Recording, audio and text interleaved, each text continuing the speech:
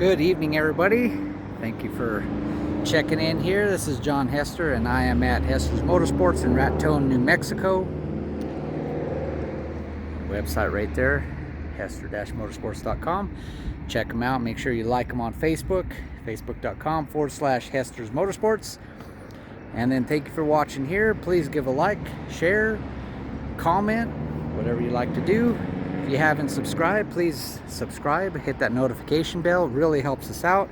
Going to be expanding the channel quite a bit more, so please give us a little love and we'll be returning a lot of favors here. But check out the rest of our stuff. We got tons and tons of stuff. Today we're talking about the brand new CFMoto U-Force 1000 XL. So the XL, might as well just say extra long, because it's a 6-seater crew cab. Everybody knows that the CFMotos come extraordinarily well equipped. You have an 80 horsepower 963cc V-twin engine. That V-twin produces a lot of torque. Given a good comparison, so a Ranger 1000 is 83 horsepower but produces less torque than the V-twin. A parallel twin requires more revs to produce the power, where the torque, the grunt, is immediately off idle and you have so much more pull. The difference at 3,000 RPMs is dramatic, where this thing at around 3,000 RPMs is 80 horsepower, where a Polaris Ranger won't hit 83 horsepower until about 7,400, 7,500 RPMs. So huge difference, especially coming off the line. Difference of torque, acceleration, pulling power. The stump pulling torque of a V-twin is undeniable compared to a parallel twin. Very nice as far as that. Now, U-Force 1000 XL, beautiful looking machine and extremely well equipped. Standard from the factory winch. Does have a detachable, removable receiver hitch, 2-inch receiver hitch in the front, which is good, like if you just need to move a trailer or anything, but you're not going to be trying to back down a road pulling a big old boat or a big old huge trailer full of hay or wood or something like that. You got a 2-inch receiver in the back for that. That's much more robust. This receiver is just nice because you can just, like I said, you hook it up. You need to move a couple utility trailers, like over here. If I was to move utility trailers, I don't have to back up to it. I can just drive straight up. So that's nice about having the hitch. And it's detachable. You can just remove it if you don't want it, or you're not going to be using it anytime soon. This machine is bone stock from the factory, so I wanted to do a review just showing the machine bone stock. Comes standard with some high clearance arched arms, and you do have some CV guards, as you can tell right there. You do have full skid plates like every other manufacturer. They're meh on how robust they are, how strong they are, but they are there. They can take some pretty good beating, but if you're going to be bashing, you will want to probably upgrade the skid plates.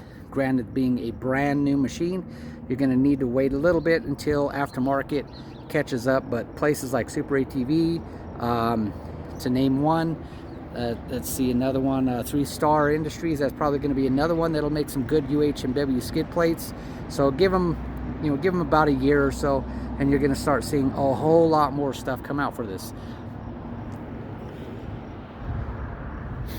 Comes standard with 14-inch aluminum wheels, and you have 27-inch Stag 6-ply radial tires. The Stag tires are actually pretty dang good, believe it or not. I've had some of these that we've done takeoffs, upgrading wheels, tires, or whatever, and we put a set of these on a Kawasaki TRX. When the Kawasaki TRX comes with a Maxxis Bighorn 2.0s, which are quite lackluster in the tire, to be perfectly honest, and an immediate improvement of ride quality, traction, and durability over a Maxxis on that TRX. So I'm just giving you an idea. This is a pretty darn good tire in comparison to a Maxxis Bighorn 2.0, which is pretty common on a lot of higher end machines. such as like the Can-Am, Defender, stuff like that. So just giving you some good indication that this has a pretty decent tire. Right out of the gate, a pretty decent tire. It has a 5-way adjustable preload suspension, front and rear, so you can adjust your preload a little bit. And as you can tell, I mean, see, we're one step from full soft. And on the 6-seater, they did bump up the spring rates considerably because they are predicting, you know, throwing 6 big guys, you know, 200 pounds or so per person, and then throwing a good sized load. Has a 1,000-pound load capacity in it. A good sized bed. You can basically put a pallet in the back here. It's definitely wide enough for it. Single hitch or single latch drop for the tailgate. So very easy on that. Tail lights. One thing I love about CFMoto is they really think about this stuff. So the way this tail light is you have running light, brake light, and like this figure 8 pattern here. And these 2 sections right here, these are the reverse lights. So these are white LEDs here, and then you have a nice bright LED and kind of like that infinity 8 pattern like that. So it's really cool because, hey, you have some backup lights on this thing. Standard from the factory. 4-wheel hydraulic disc brakes on it. The brakes are more than adequate. Good braking power, has a good master cylinder on it, so it has a very good feel at the foot. Steel braided brake lines is standard as well, and it has some good brakes to it. Can't complain, does really well. Also standard, very nice mirrors, good size. You can see good size. You're about 6 inches wide, good 8 inches tall. And you have a multi-position setup here, so you can adjust the mirror however you want, rotate it, blah blah blah. You can loosen a bolt down here, you can slide this in, you can slide it out, whatever you want. We just kind of set it up in the middle, have it angle back, so that way it's nice and easy to see. You can see plenty good on that. You have very nice LED lights with a projection style.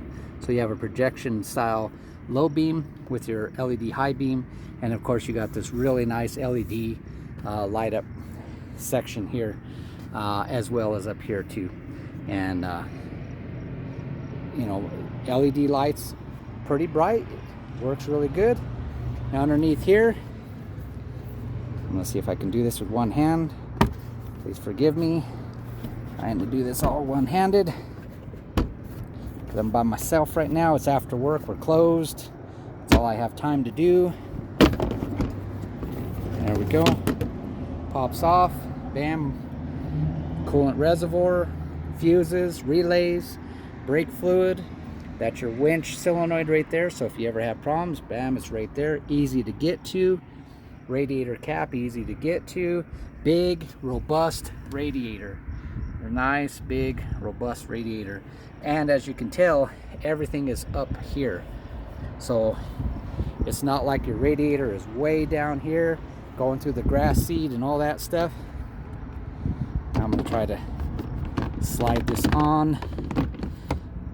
Like I said, I'm doing this one-handed, and I'm a right-handed guy. It's like trying to watch a one-legged man in a fanny kicking contest. It's funny as heck. This is so much easier with 2 hands. There we go. Bam, bam, bam. Look at that. I still did it with 1 hand. All right, going into the interior. Now, of course, they have the nets on front and rear. Pretty standard in the industry. Pretty standard. The seats, personally, I really do like these seats. I'm a motocross rider. I like a gripper seat. I like to sit and grip.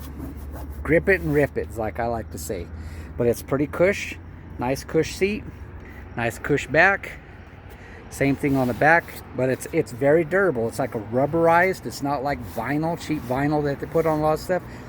Very nice seats. I do like them. Some people don't like them because you can't just slide, but that's the point. you're going around corners, you don't want to slide into this seat over here.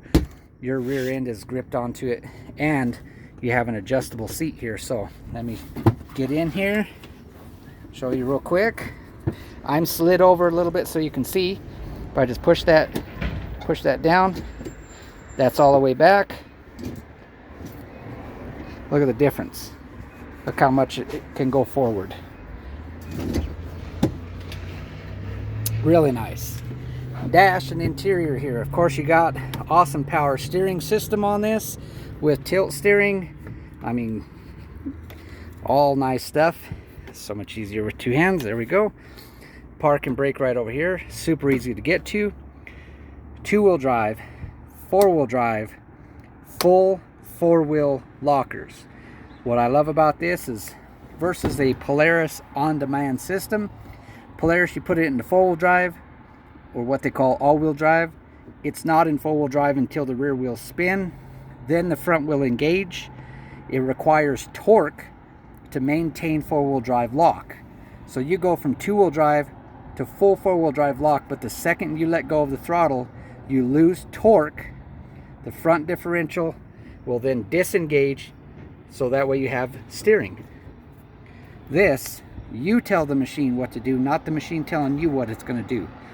So you got two-wheel drive, limited slip front differential four-wheel drive. I'm engaged in four-wheel drive, but it will transfer power back and forth as needed and keep my light steering.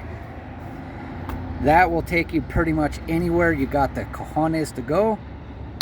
This is the, you shouldn't be in that situation, but you are. So here you are, get yourself out.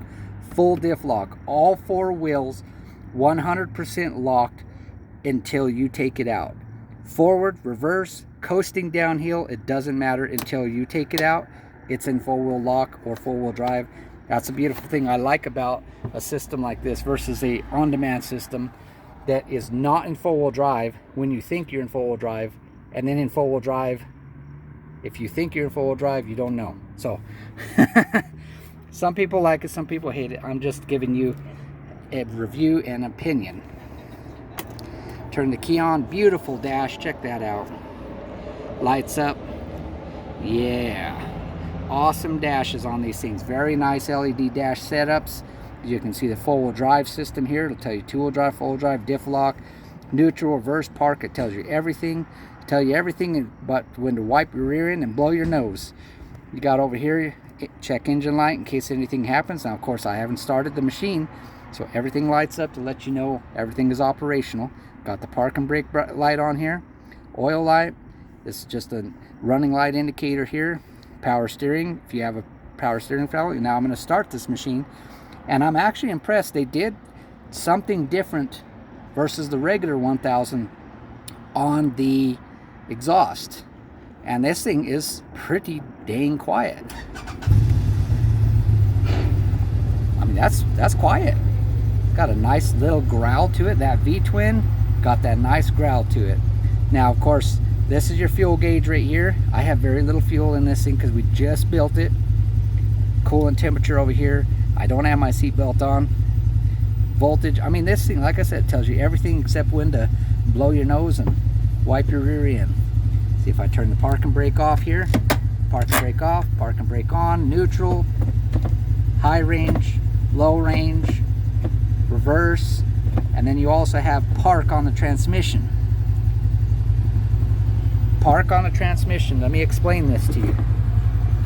So if you're an owner of this is another thing. I'm going to do another video that really goes through and starts and explains like pre-delivery on these machines, because there's so many dealers that don't do it, and it's annoying to me because it's bad for the brand. But I mean, they even put a nice big old sticker on it here. Park is for when you park it on flat ground, like in a garage. You're done for the day, you're on flat ground, you just put it in park, and you don't need the park and brake. Park is not for on the trail. You don't use park on the side of a hill. You don't use park on a trailer. Nothing like that. You use your parking brake on everything but flat ground. So you're going to park it in the garage, walk away, come back in a week. You don't want your cables yanked and stretching. Just put it in the park, unlock the parking brake, and walk away. You don't have to worry about it. So do not use park for hauling the vehicle.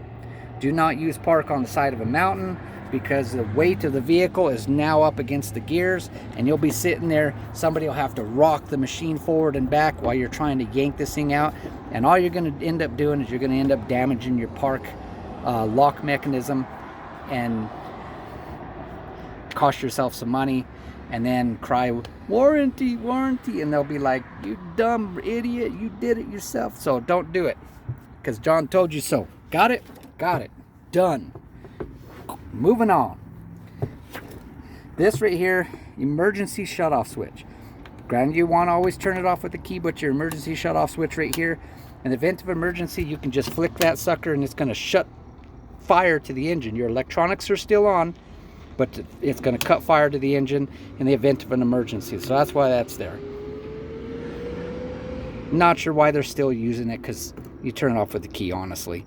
And that would free up another spot. There's been times that we just bypass this and we just put something else there, like a light bar or whatever. It's whatever you want to do. This is a diff lock limiter override switch. Now when you're in diff lock, it's going to limit you to about 25 miles an hour, because when you're in full lock, all four wheels pulling, you have a lot of traction.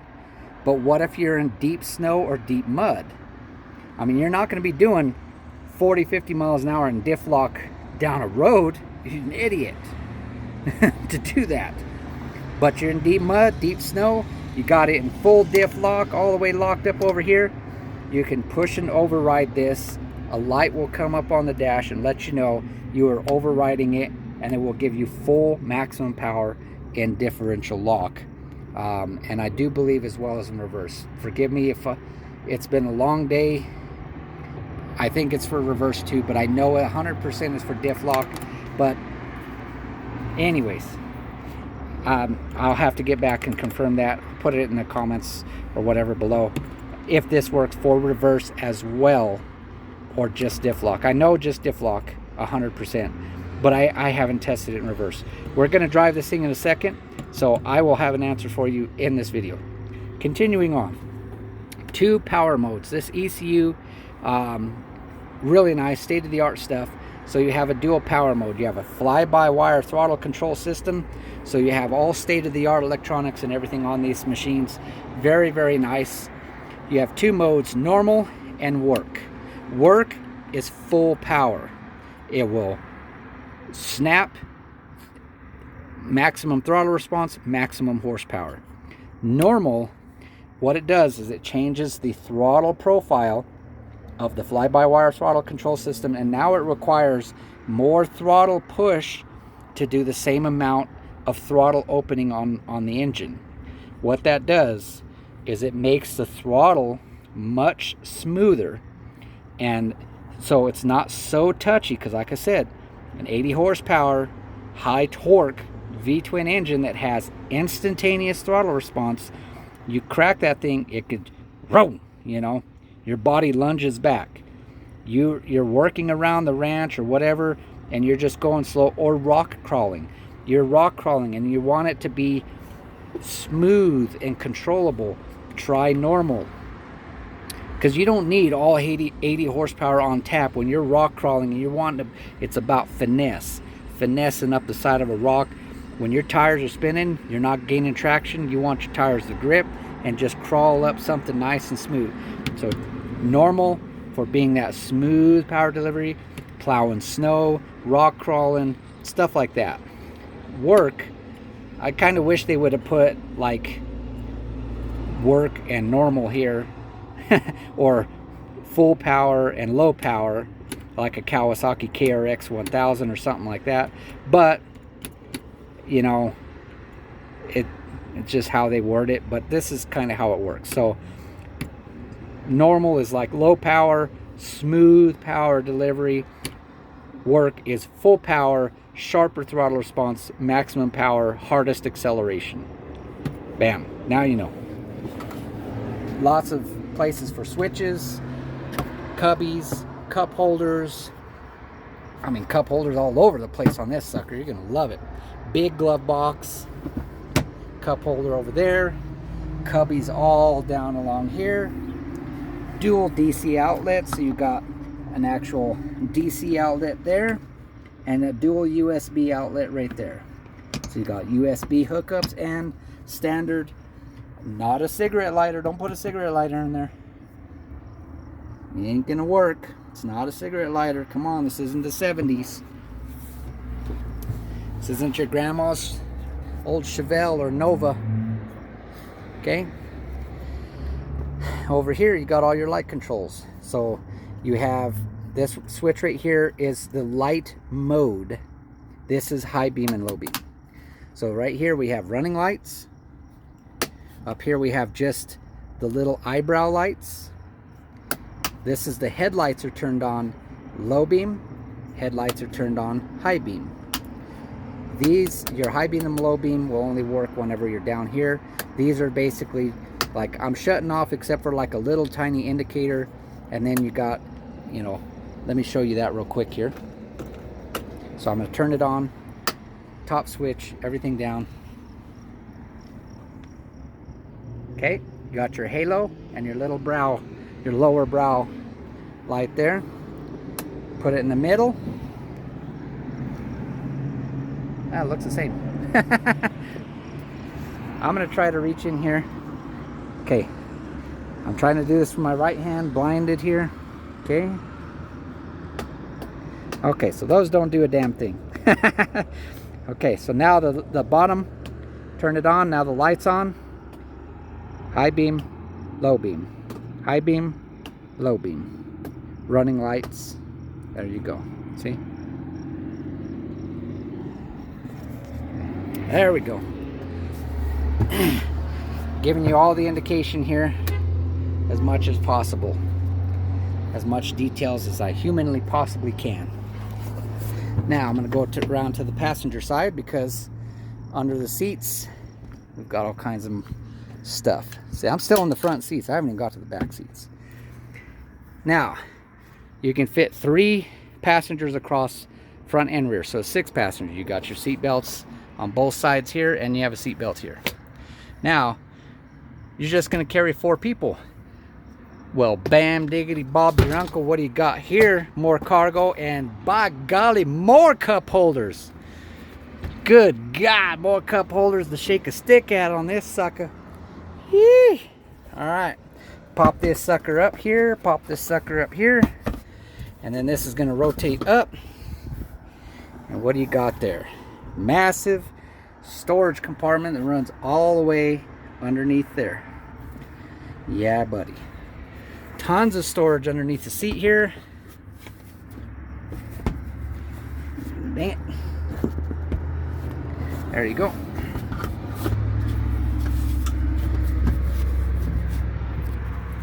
Oop, I came out of here. Hang on, hang on. Once again, doing this one-handed.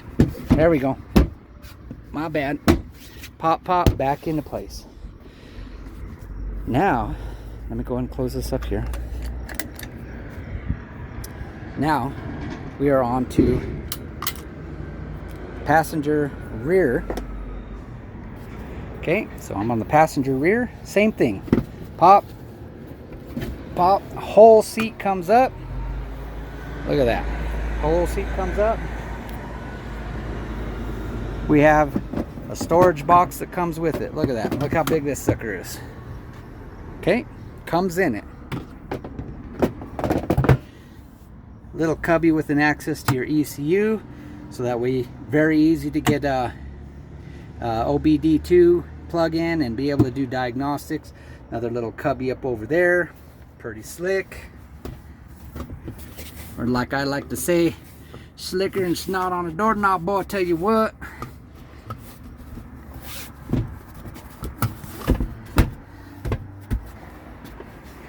Back seat, climbing in here.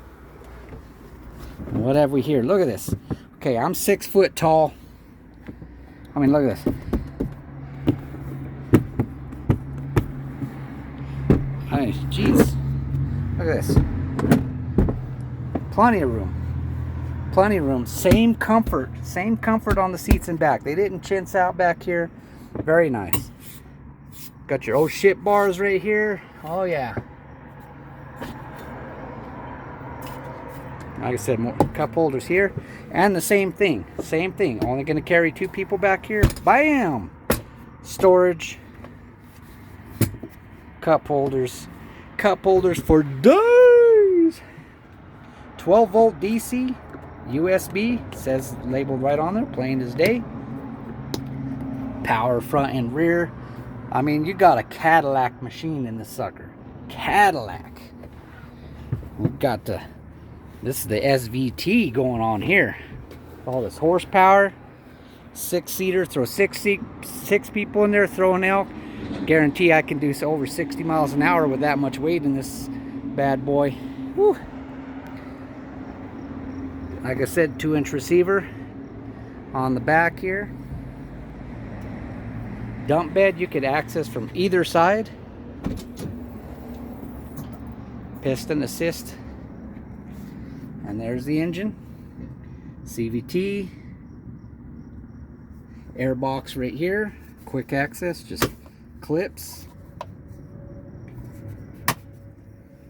And it has these cool particle accelerators. Oh, we're Cerno over here. We got particle separators. So basically, as you can tell, how this resonator is designed, it kind of knocks off dust before this one goes in for the intake for the CVT. And then your intake for your engine's right back over here. Really slick. You can take these off. If I can do it with one hand, there we go. See? So what a basic particle separator setup is, it just has these resonators and it allows larger particles of dirt to fall down and drop down before reaching and separating the fine particles, light particles of dirt from heavier particles of dirt, and then getting into the air filter. This gives more time for the dirt to fall off, and then before getting into the air box itself, into the air filter. Therefore, less maintenance on cleaning the air filter. So it's pretty nice on that. Now, checking the oil and everything, you do have, I'm sorry I didn't show you underneath here, but you do have, I'm going to show you right there. See that tube? It comes up just underneath the seat here. That's where your dipstick for the transmission is. That's the transmission oil dipstick, and your engine oil dipstick is right there. So you do have 2 separate oils on this machine. Engine oil and then transmission. All right, pretty slick. So they did a good job on the exhaust system. So the headers come out, wrap all the way around the back, and then come into the muffler. So I think the little bit longer and the extra bends that it gives is part of the reason why it's a little bit quieter. And it is a big size muffler. I mean, look at the size of the muffler, much larger than normal. So pretty nice on that. So we're going to close that up. Now, what you all been waiting for, let's take this bad boy out for a ride.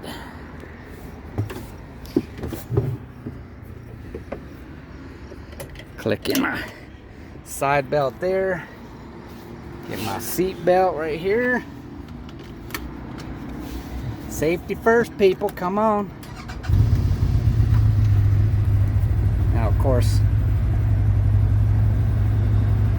engine's not stone cold, but you always want to let it sit there and idle for a little bit. Give the oil time to reach all its vital components. It's like blood getting through a body. There you go. Now, like I said, we do have a little bit of temp in this, but it's not up to full operating temperature. I'm gonna turn my lights on just to make sure that everybody sees me. I'm in 2-wheel drive, and I got a sun in my face. Oh, look at that. I got a Kawasaki truck. Kawasaki freight truck here.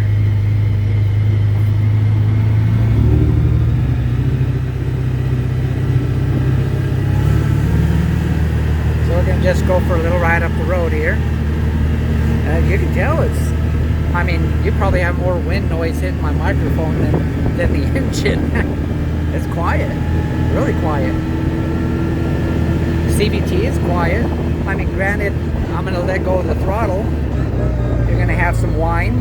That's typical CVT sound.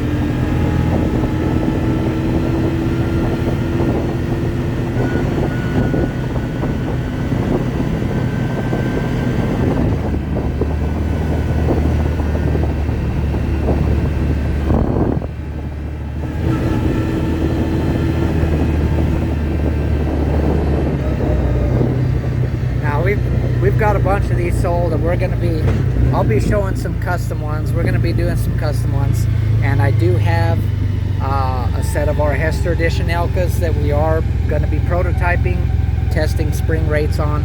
So I will have, once we get that Hester edition build done, and we're going to put some arched arms, you know, some Super ATV arms in the front, Hester edition Elka, I think stage 1 shocks on it, some 14-inch bronze wheels on the camouflage machine with 30-inch tires. I'm going to do a Super ATV flip shield and a Super ATV rear tinted window, and that's what we're going to put on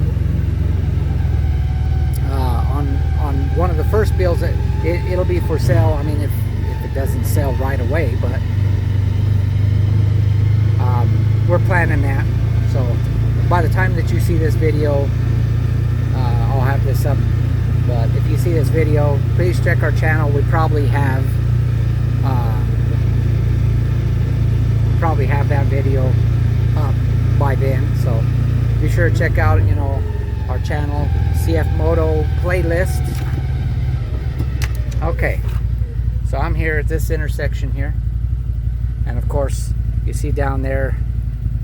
Now those dumpsters right there, they're a little bit past a block, but you can see we got some temp in it, and of course it doesn't hurt an engine for short bursts. It's not like I'm going to run this thing down the highway for 20 miles or nothing. Short bursts of acceleration is no big deal during break-in. It's actually encouraged. Vary the throttle, give it some short bursts, but don't maintain full power operation for extended periods of time. So I'm just checking to make sure. Got no po-po around here. All right, so let's see.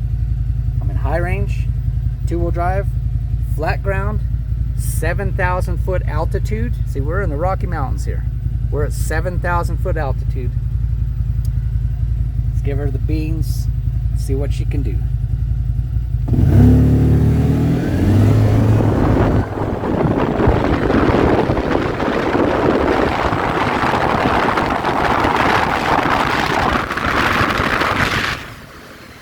One block. Over 50 miles an hour in one block.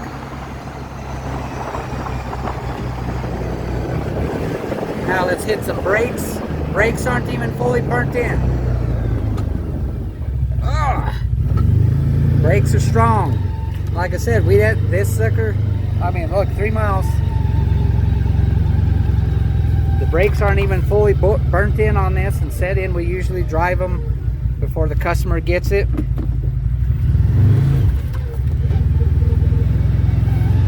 And we'll kind of scuff in and burn in the brakes.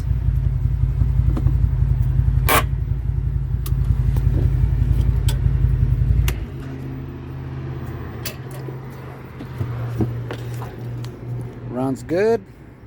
If you're here, you can smell the new burning off of it. First time it's actually got up to a good temp since it's been assembled. Nice thing, another nice thing I do like on the CFMotos is, see, you got greasers on everything. You got greasers on your steering stable, or not, yeah, your suspension stabilizer here, stabilizer bar, and then on all of your suspension components. So it's very easy to maintain them. All that. Good size axles. I mean, honestly, I hardly ever touch axles on CFMotos. They do really, really well. Durability has been very good with CFMoto. The 1000 U-Force has been out since, you know, a single bench 3-passenger has been out since 2019, so they've got 3 years of production on that machine, and it's been fantastic. Can't speak enough of it. Sell a lot of them. So do a lot of ranchers, a lot of hunters and outfitters, and I mean a lot of outfitters and everything. We do tons of Kawasaki mules. If I was to put this up against the Kawasaki mule, like a Pro FXT, they have pros and cons of each. The mule's going to be shorter, tighter turning radius. This one turns really good, as you can see. I mean, we turned good. Wasn't like, I mean, you get like some of those, well, like a Ranger Cruise, like 36, 37 feet.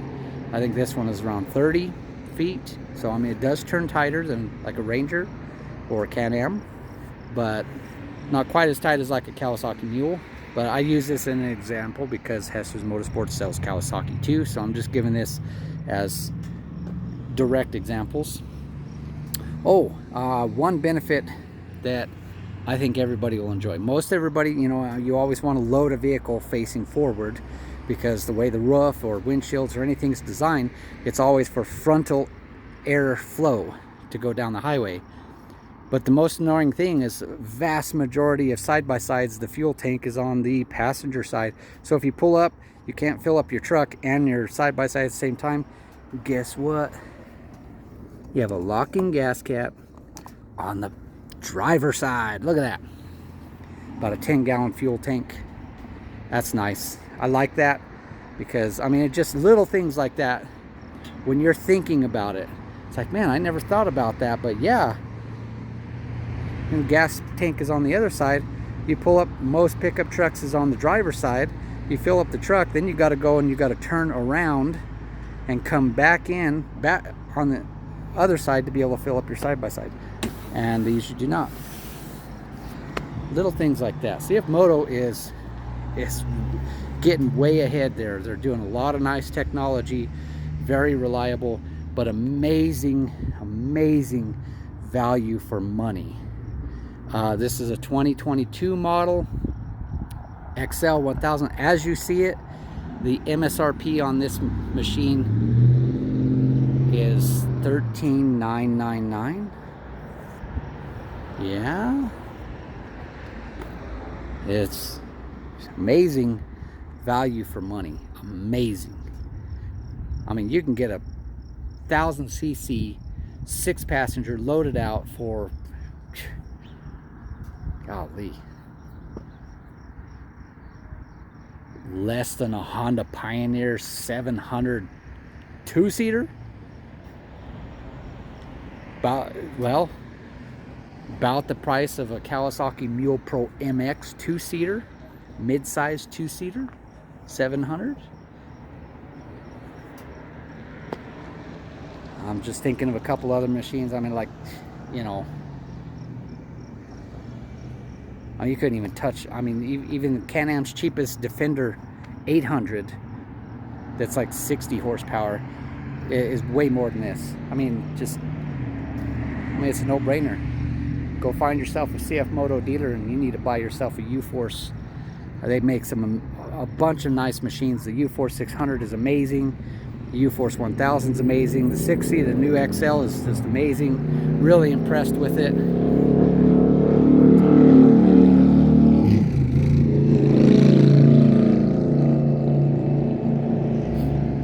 Loud Harley going by there, just letting him do his thing. But really want to thank everybody for watching. Hope I covered everything. Like I said, it comes standard with the roof. As you see it right here, this is standard factory off the showroom floor, ready to accessorize any way that you want. I mean, they did an amazing job. As of right now, they don't really have the side doors, but everything's thought out. You can see how the frame is all designed to be able to fit doors onto this. The windshields fit into the framework and everything. Very, very nice. Well thought out. Well equipped. And I do like how they have these suspension absorbing seat belts, because say you get into an accident or hit something, it's not a dead pull. This will actually give you a little bit of a spring, so it doesn't want to break your collarbone or something on an impact. It's, most of all the higher end machines getting that. You know, Kawasaki TRXs, KRXs, Razors, or stuff like that. That's where you're getting that type of stuff. Really nice.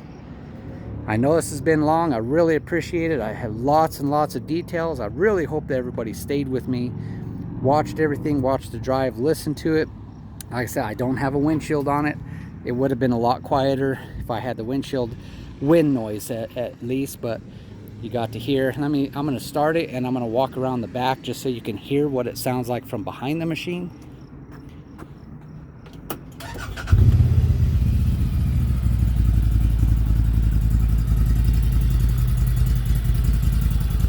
As you can tell, it's not loud at all.